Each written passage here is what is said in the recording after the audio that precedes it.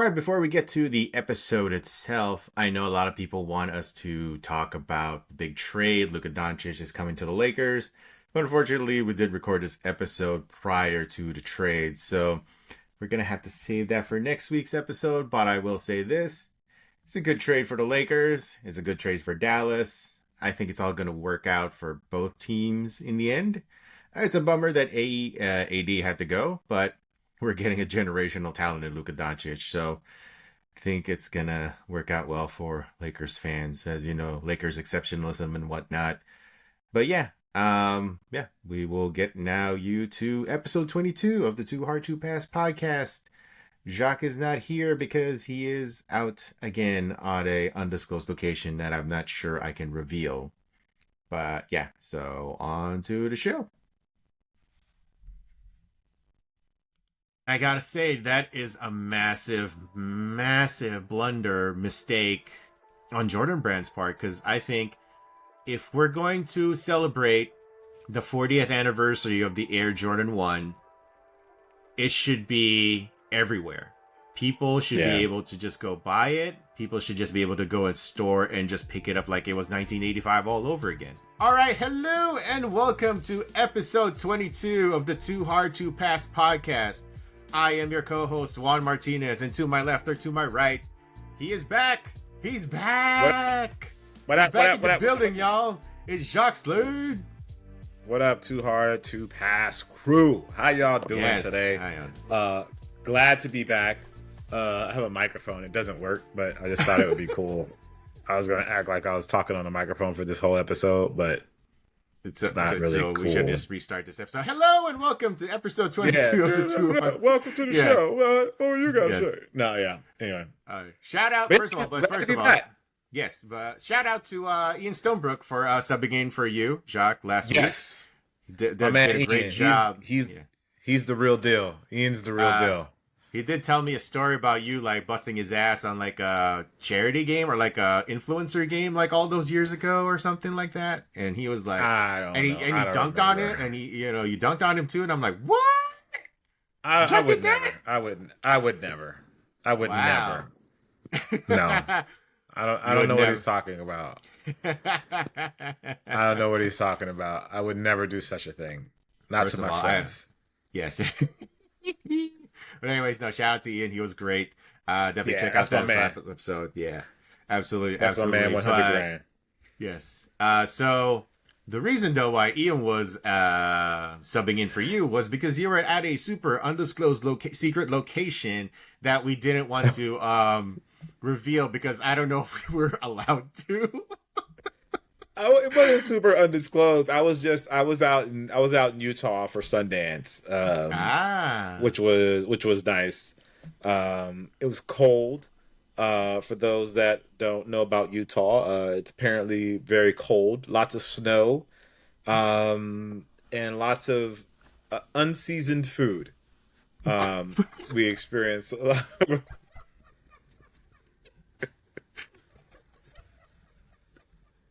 unseasoned food. That is your take on Utah. Snow and unseasoned food. Wow. No, I mean there was some really good food, but there were a couple of restaurants that we went to where we were like, "Oh, I need salt and pepper. And pepper for this."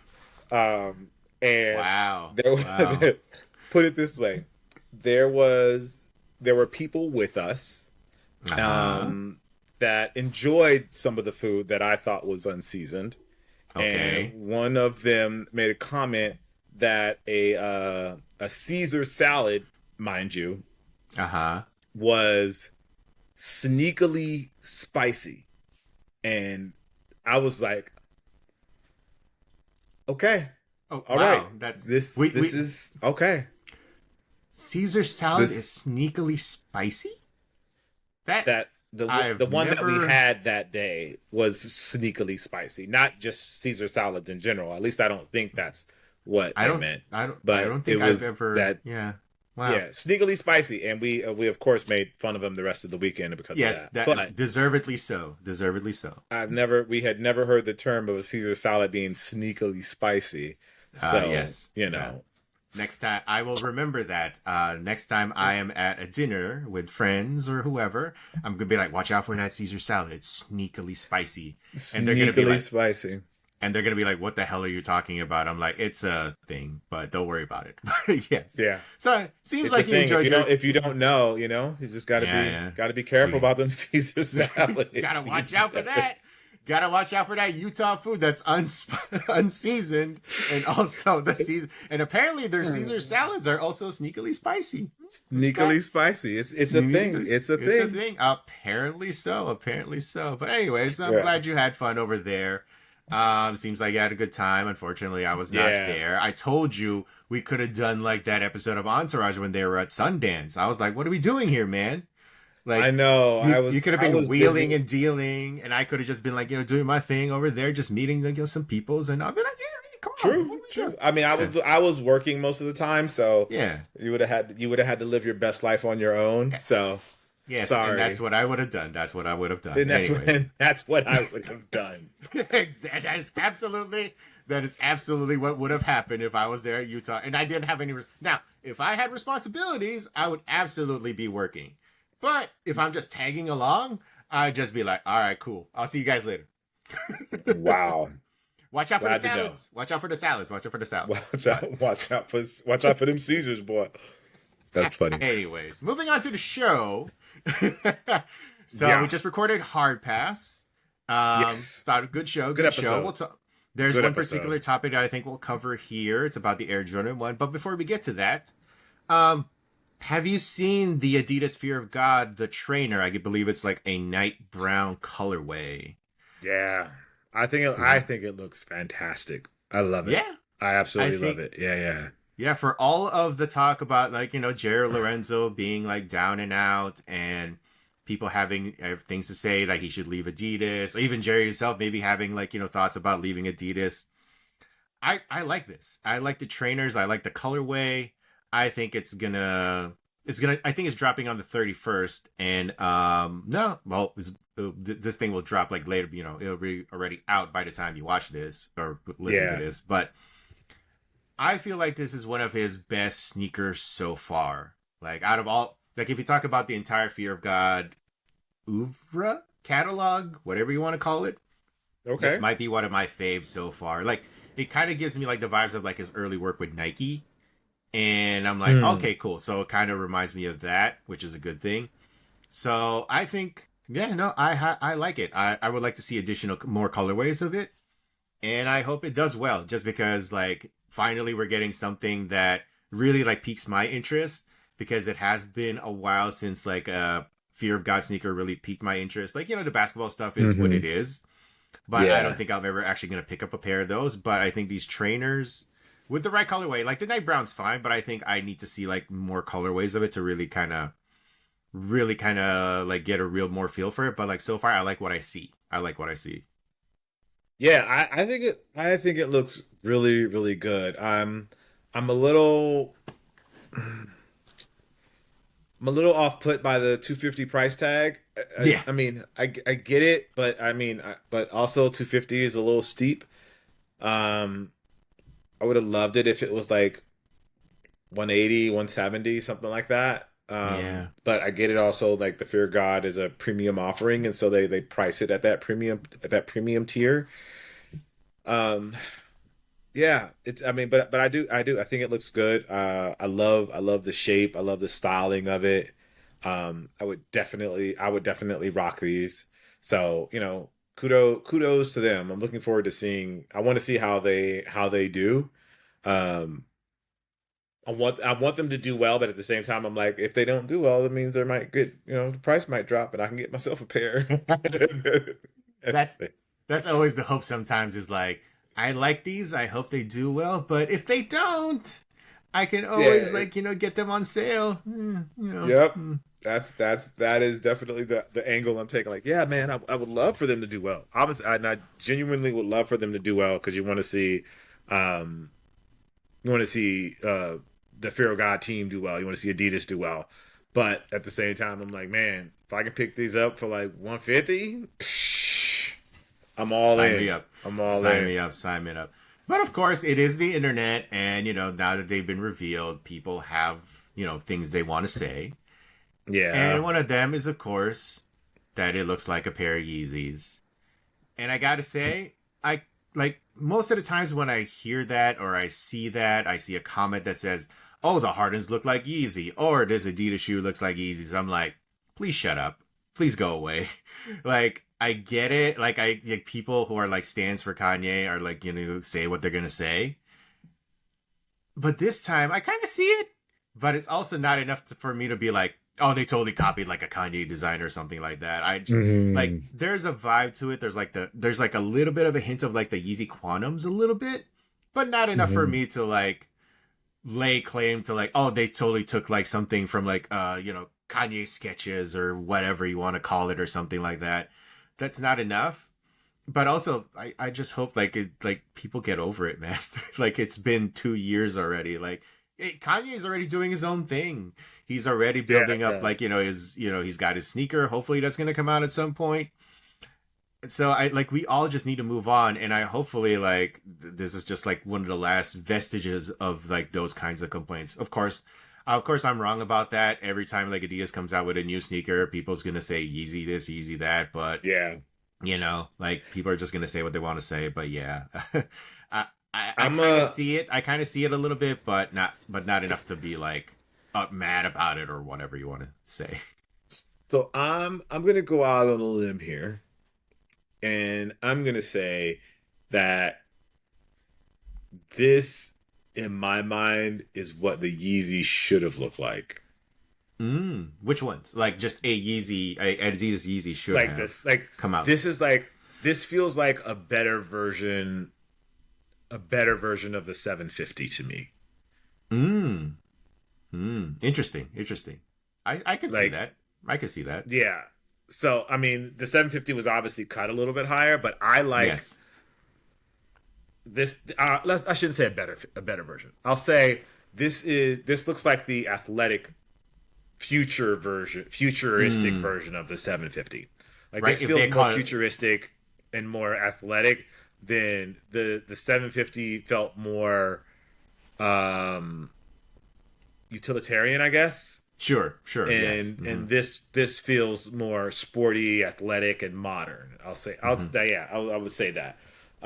So I get the comparisons. Um, does that put me off at all? No, not at all. I mean, but that Yeah. also could be the colors. That brown, obviously the beige brown is a Yeezy staple at this point, and it's kind of part Yeah. of is a conversation that he has when it comes to sneaker colors. But I'm not put off by it. It still feels enough that it's its own thing that I don't feel concerned or feel like if I get these it's going to be biting the Yeezy. I don't feel that at all. Yeah. No. And it's just one of those things. Just you like.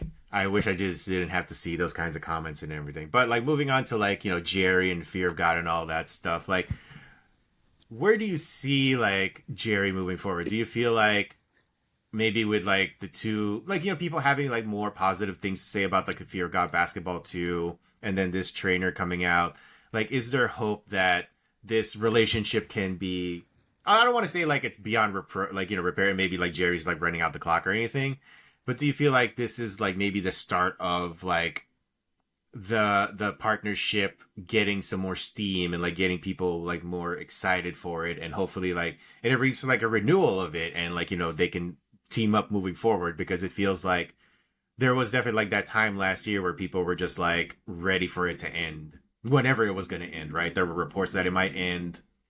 Yeah, there was a lot. I think there was a lot of talk, but honestly, I I don't know enough people at Adidas to give like a full read on that about whether there was something really going on or there wasn't. Mm-hmm. Um, because it all could have been a marketing play of just to kind of build up and get the word out that this shoe was coming, and to Mm-hmm. get people starting to talk about Adidas and talk about Fear of God and Jerry Lorenzo. Um, so I mean, I should honestly, I doubt that was the angle, but I don't know enough about what's going on over there. I think there is a lot that seems to be missing from the Adidas Jerry Lorenzo relationship as far as like quantity of product is in that regard. There has been a lot of obviously I mean, there's been great product. There's been a lot of quality stuff, but there's just not a lot of stuff that's coming out. And I think that's what people are looking. I shouldn't even say there's a lot of quality stuff because if I actually really think about it, people did have issues with some of the apparel that they put out.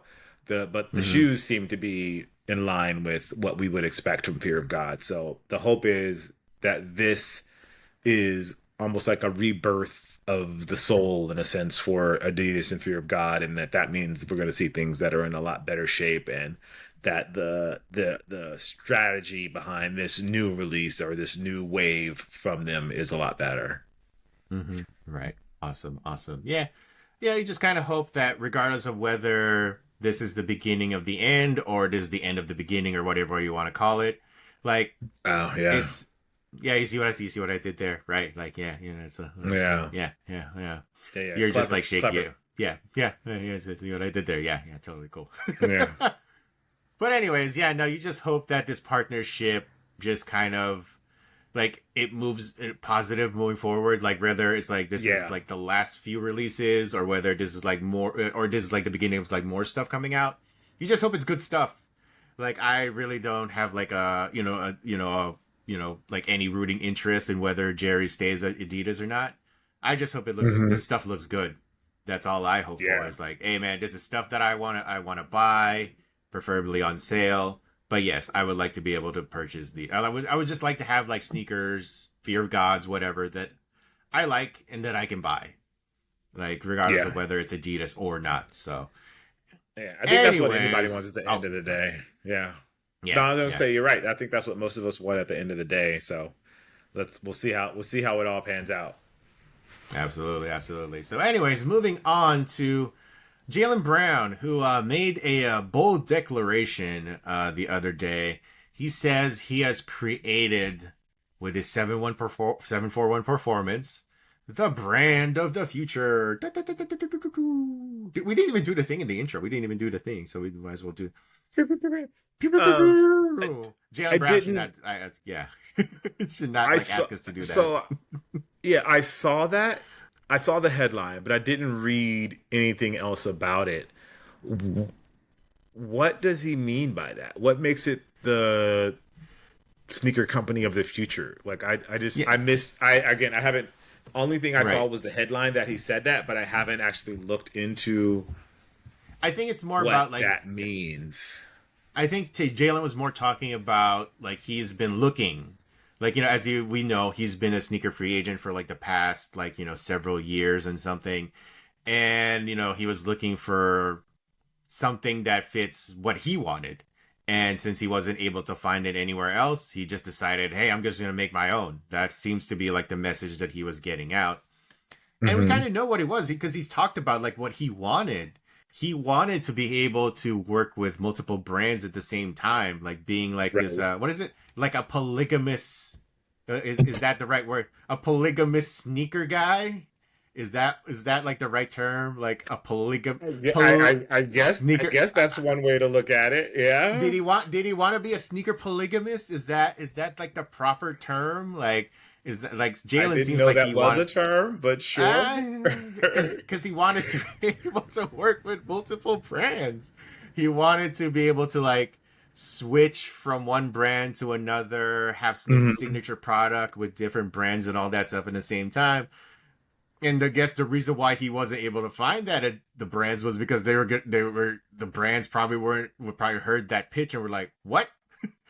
So let me get this straight. Jaylen Brown. You want us to work with you, build something with you, and then when you feel like getting out, you want to get out. So you really want to be a sneaker polygamist. Yeah. That's him. And that's probably what.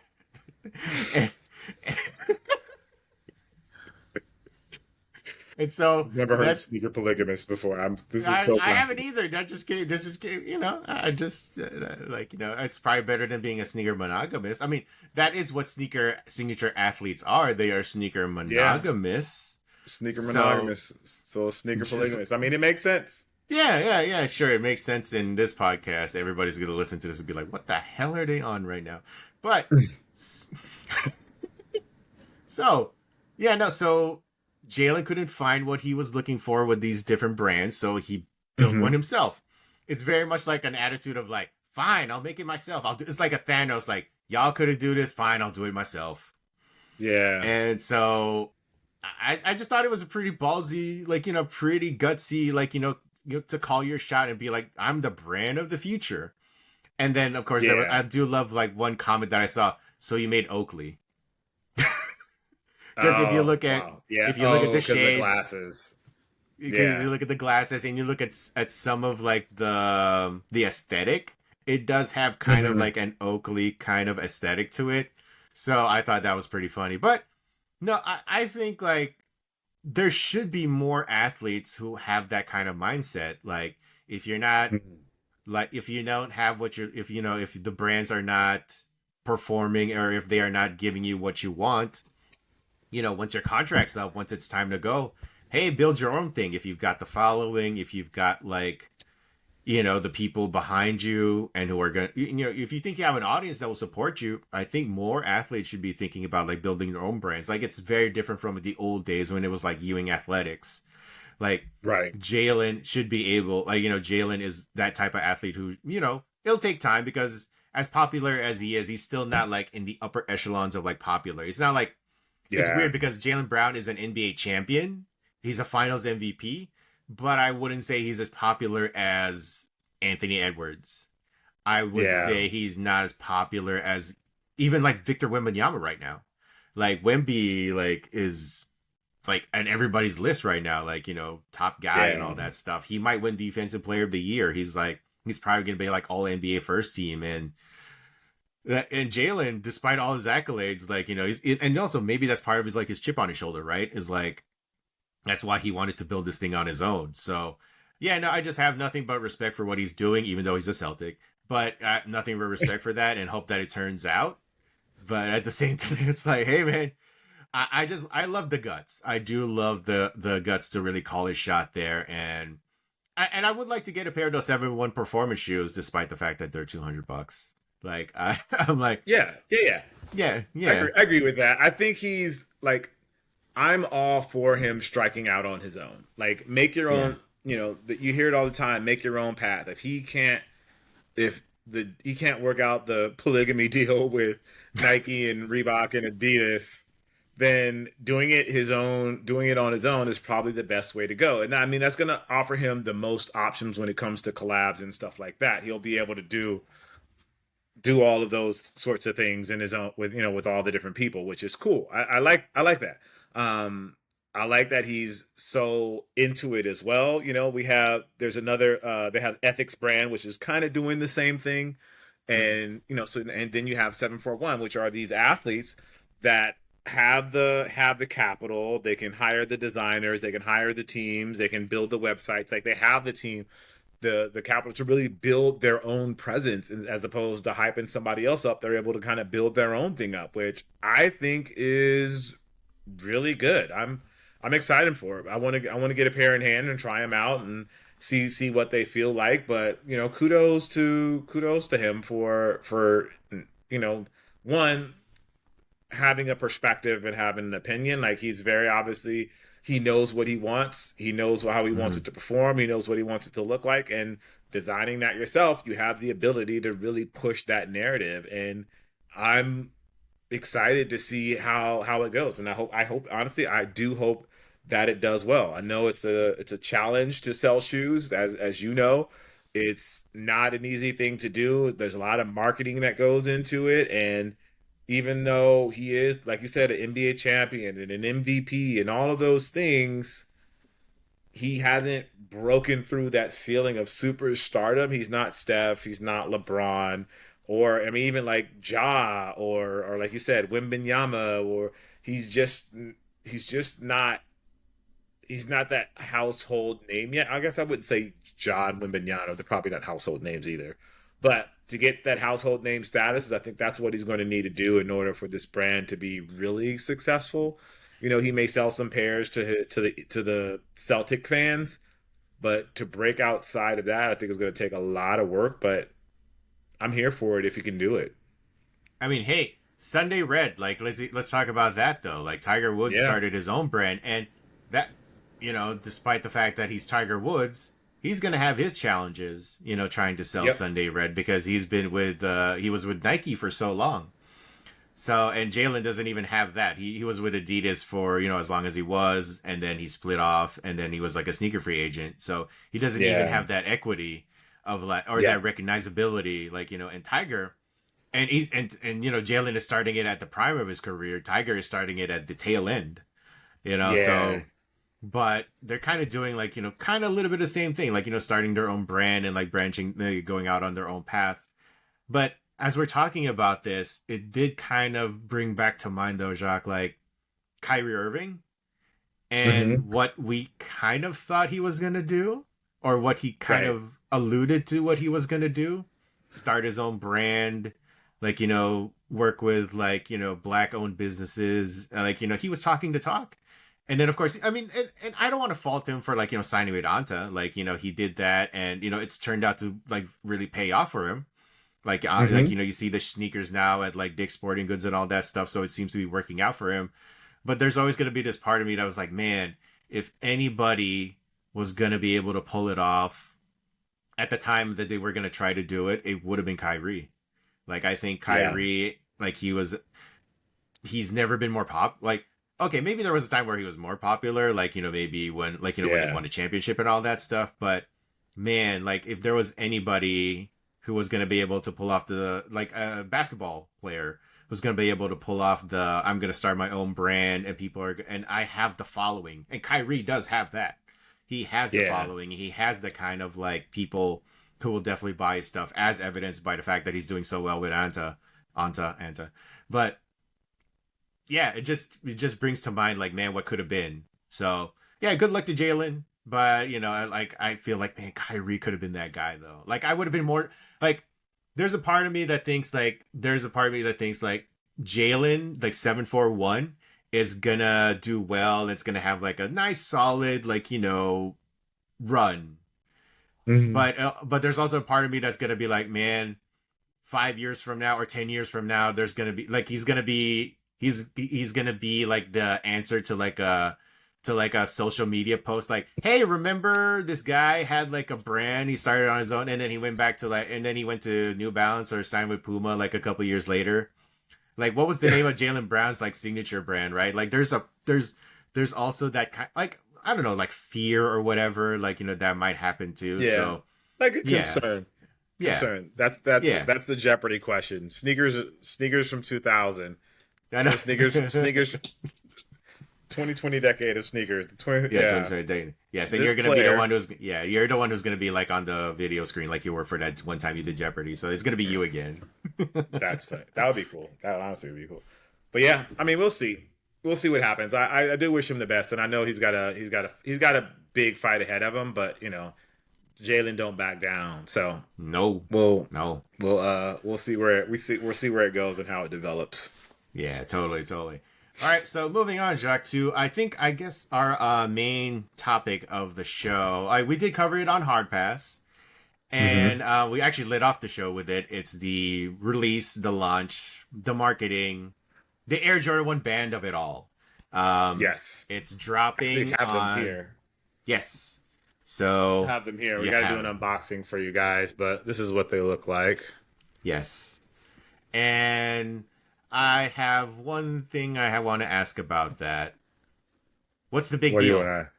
What's the big deal? Like, why is it so much more different than the breads that have come before that? The last time that they released an Air Jordan 1 bread in the original colorway, no patent leather, no fancy gimmicks, no nothing, no satin, no nothing.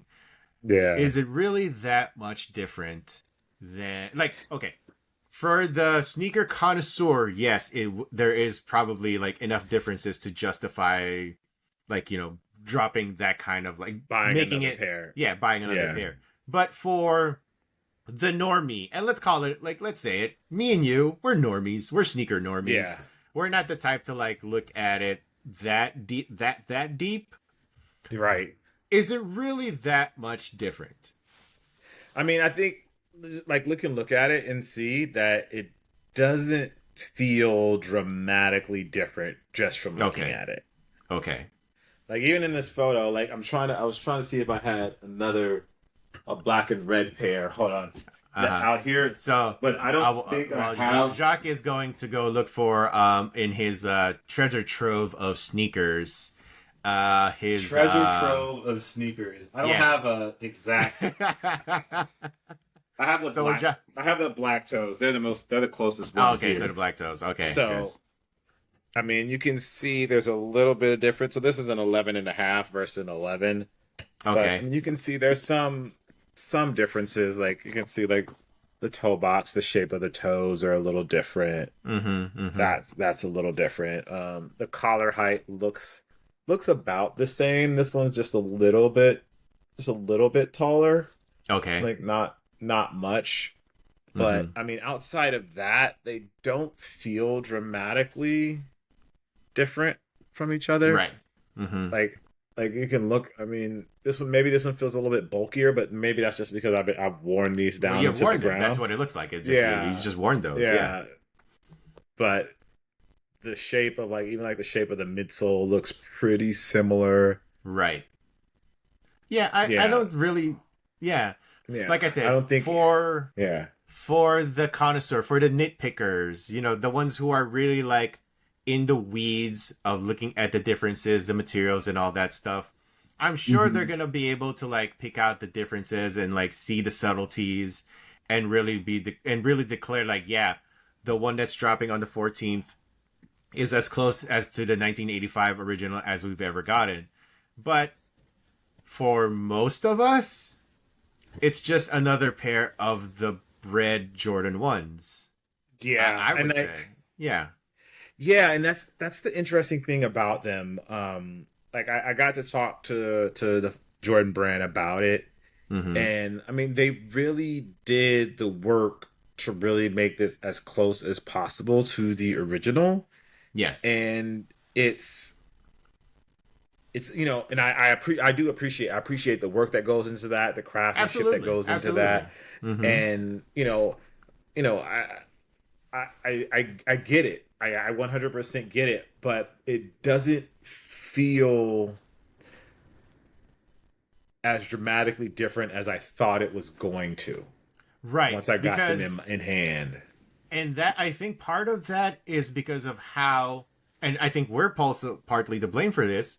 When we were doing the sneaker blog thing, we hyped up the Air Jordan 1 as this like mythical product that from the Right. 80s was like this very special historical, like it's like a gift from the sneaker gods. Yeah. It's like it feels like something super special. And then when you see like those old photos, all of the, did you just smell it right now? All Yeah. of those, like, yeah. So all of like we hyped it up so much to be like this very special thing, and now that they've released it and they've tried to make it as close to the original as possible, we're like, oh, it's really not that much different. It's different, but it's not that much different that it Yeah. wasn't worth it wasn't worth all of the digital ink and all of the, yeah, as I'm like, whining and complaining right now, Jacques is showing off the sneaker, so definitely enjoy that. But for we just haven't, like, we've just spent all this time hyping it up, and now that it's here, it's like, oh, it's just like any other pair of bread Jordan 1s, which is not to say it's a good or bad thing. It's That's just Right. a reality, right? Yeah, And I was never the guy that was like, "Oh, this toe box feels so much different," or the collar height is different. yeah, Um, and that's not to say the people that did that um are overdoing it. I think that's a very important like segment of sneaker culture because absolutely. they keep the brand honest. Mm-hmm. They keep the casual sneakerhead informed and give us a better understanding of why this shoe is important Yeah. the craftsmanship that went into the first pairs and how they were made and how they felt and all those things. So I think that stuff is incredibly important to the sneaker community, and I'm happy that Jordan Brand is finally taking the time to listen to those people that have been preaching this for decades at this point. That since I guess essentially since '94 would be when people have as how long people have been preaching about getting it back to what that is, but it just doesn't feel as I just thought it would feel and look so much different, like noticeably different. Right. And it's not noticeably different. And that may go to like, hey, I don't have a trained enough eye to notice the difference, which is a legitimate, some legitimate feedback. Okay, right, great. Especially considering what I do. But I've never had a pair of 85 Jordans. I've seen them randomly here and there, but I've never owned a pair. I've never had a pair long enough to study them. It's always been like I see them somewhere, like that kind of thing. Like, oh, okay, yeah, that's dope. That's cool. I wish I had a pair of those. But I think nostalgia and the lure of having one look like the original was bigger than what the reality of the product ended up being. Right. We just built it up. We just built this up so much in our minds when we forget that this was just a sneaker that dropped in 1985 and it's going to look and feel like a sneaker from 1985, and it's not. And some of it is better. Some, obviously like, whatever the materials that they used back then, maybe some of it is better than it is now, but at the same time, it's like, it's still just a sneaker. At the end of the day, it's still just a sneaker, but it's the sneaker. It's the sneaker that launched a $1 billion industry, like a $1 billion segment for Nike. But at the end of the day, it's just another sneaker. Like there was nothing special about it. There was not like a mind-blowing, mind-changing like material on it that was like different from like other products that Nike was making at the time. It was just another one there. So, but because there's the price too, which is that's another thing. Yeah, the mythos of the Jordan 1 was like, oh wow. But yeah, no, let's talk about that price. $250. It's whoa. Yo, hey yo, it's like as everybody likes to say, hey yo. What? Yeah, that's a legit, I think that's a legit reply. Like, yo, like what? What do you what? How much? Yes. I think like that has been I would say the response online that I've seen the most. And I think it's legit. It's like that 255 point. It's egregious. They have. I think this is almost taking it's almost price gouging in a sense. Like they know they can charge 250, but again, as a business, you're going to charge as much as you can for your product and get people. If people buy it, then people buy it. They want to buy it. The consumer decides how much they're really worth. And I have no doubt that these priced at 250 will do well. It's just expensive because I know the people that really want these aren't going to get them. And that's the part that sucks. And part of that is because they're limited.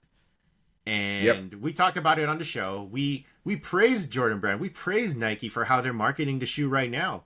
I think what they did with the Jordan statue in Chicago, that's super cool. Like putting the bars, putting a box over like those shoes and like, blocking the Jordan 9s on the statue. First of all, I didn't even know it was like inside a structure anymore. I think the last time I was there, it was still outside. I didn't even know it was like inside like a building now. I didn't realize it got moved inside either.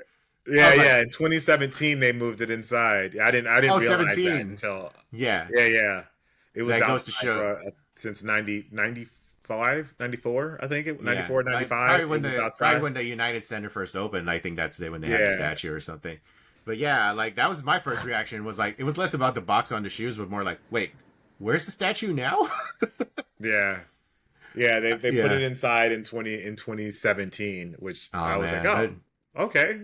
That's cool.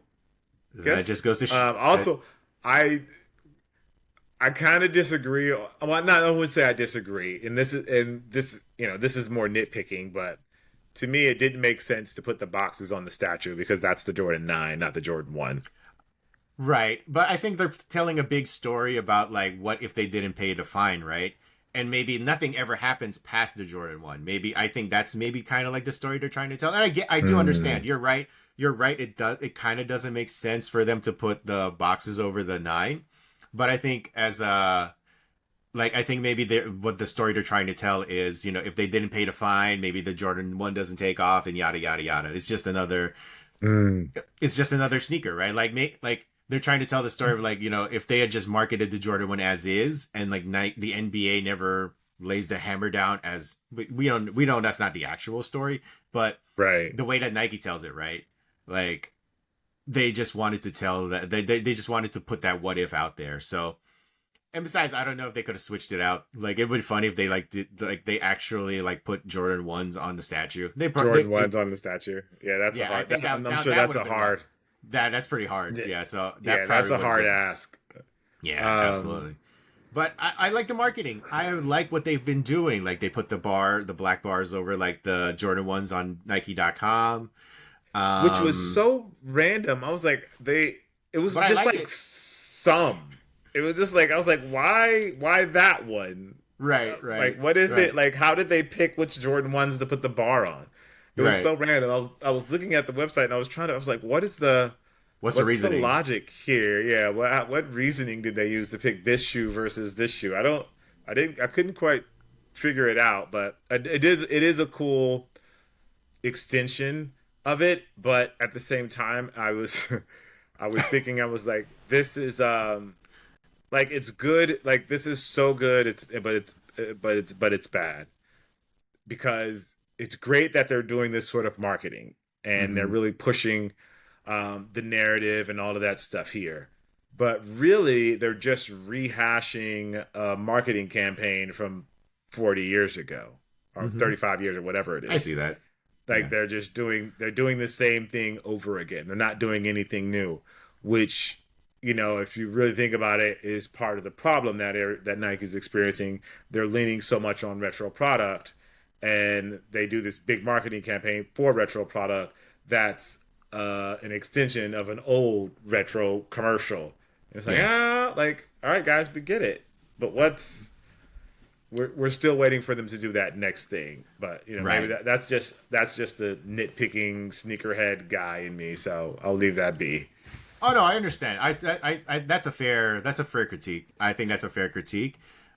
For my part, though, it was more like, they're doing something. Like I just like the fact that Nike's actually doing something, anything. Sometimes because when they hype up their sneakers, it's just like blah. Here it is. They rely on the blogs. They rely on the aggregator accounts to like hype up. They don't do it themselves. So like I'm just glad that they were doing something.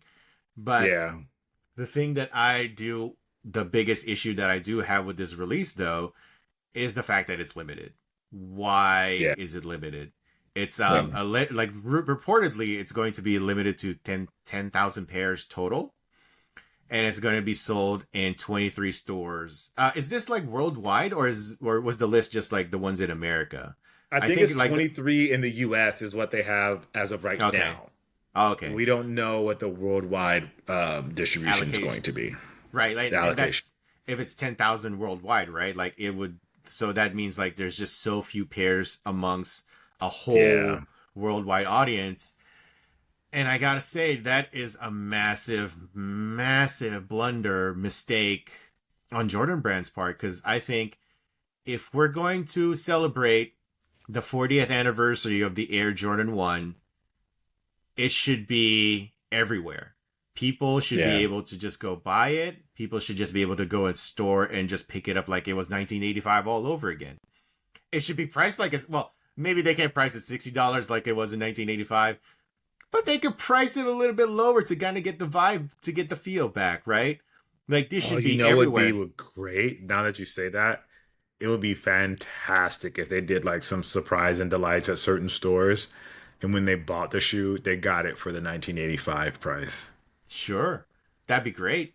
They're probably not going to do that. but it They're would be not. great. They're not. But I just want to throw that out there. Yeah, that's free. That's a free idea, Nike. Please do that to get some goodwill back, because Yeah. limiting this one of all the Jordan ones, this is the one that you guys decide to like limit. Like I could understand if the Royals were limited, if the Chicago's were limited. I would understand if like in for the 40th anniversary they do all of this and they limit certain colorways, the Chicago's, the Royals, the Black Toes. If they want to limit those, fine. But this is the one that was in the commercial. Like the banned Yeah. ones were the ones in the commercial. And to do that to this is like it's just a slap in the face. It's disrespectful to like the audience who has been there the whole time, and to like the ones who want to like own a pair. This should have been as available like as a pair of Air Force Ones. Like, Yeah. and you know, and I get the people who like, and I understand the reasoning, like you got to keep them special, you got to keep them limited so people will keep coming back to them. Make this the exception. Make this one.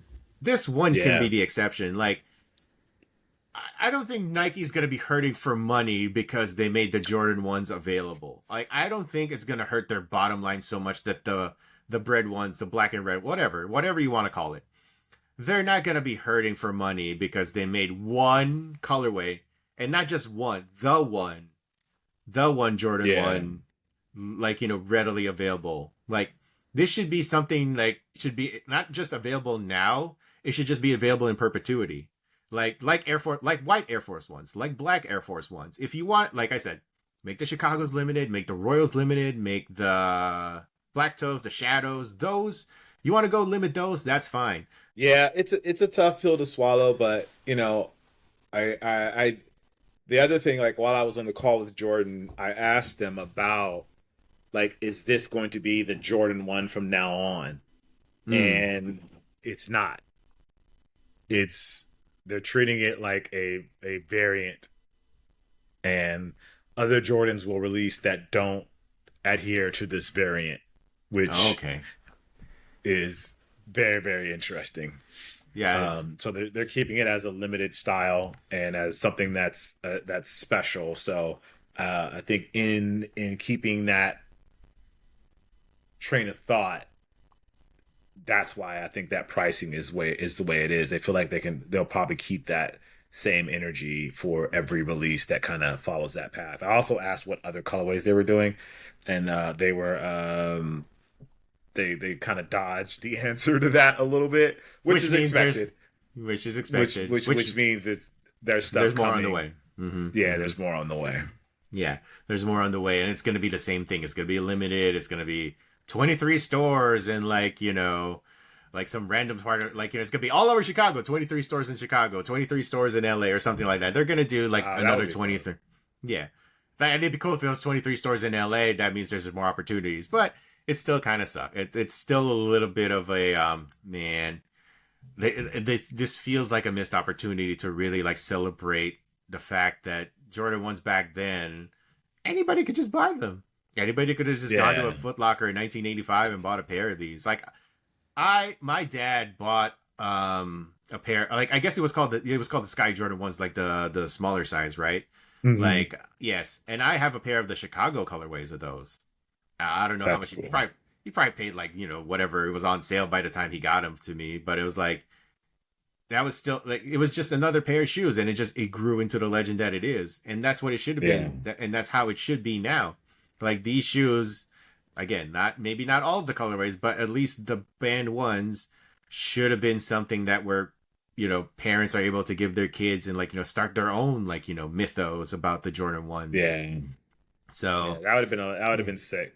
That would have been a smart move. Like that would have been the move in order to like just build that goodwill. We just want to be able to buy a pair and not have to like go through the hassle of like calling our plug or calling our whoever to be able to like, you know, get just asking for favors or something. Like we just want to be able to go to a store and buy a pair. At least for this one. Like I'm more of the side of like, you know, hey, you guys want to do limited stuff? Go do limited stuff. But like throw us the occasional like, you know, bone, right? I think we said a lot of things that the community is feeling and that the community is thinking.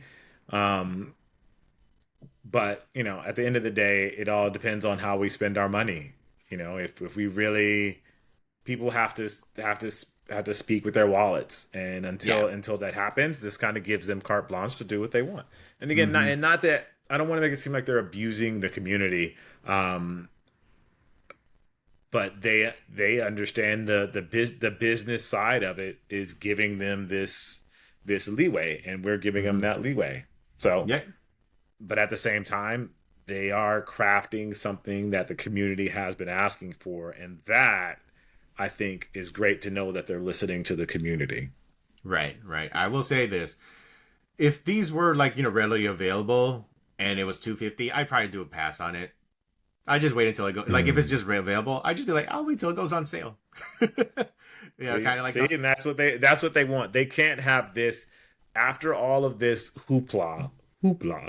That's a scientific term about this about this shoe and getting it to the right place. They can't have these sit on shelves. That's just they can't. They can't, but they should. Like I said, it's worth. I think in this case, it's worth the sacrifice. Like if they have to oh my god, poor Nike, they have to sacrifice like the Jordan 1 bread and let it sit in stores.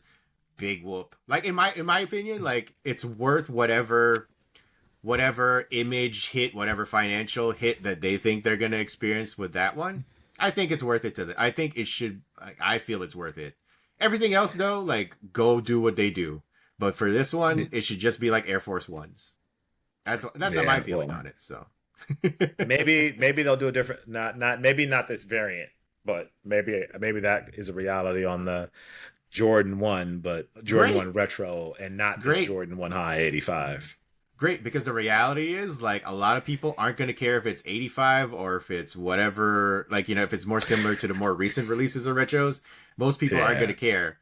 But the diehards are, and good for them. I respect that. I absolutely respect that. There are going to be the diehards who are going to be able to nitpick and tell the difference between, what construction, what, materials were used on this particular pairs. I respect that. But I think for most people, they just want a pair of black and red Jordan 1s. That's true. I don't disagree with that at all. And with that was episode 22 of the Too Hard to Pass podcast. And again, thank you again for watching, listening.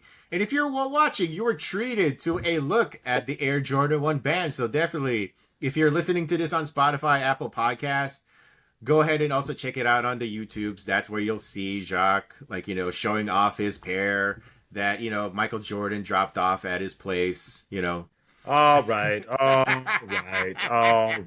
Let's stop. It's got a handwritten note. Jacques, thanks, buddy, for doing this video. I appreciate you. It's signed by Michael Jordan. Nice. And it's okay.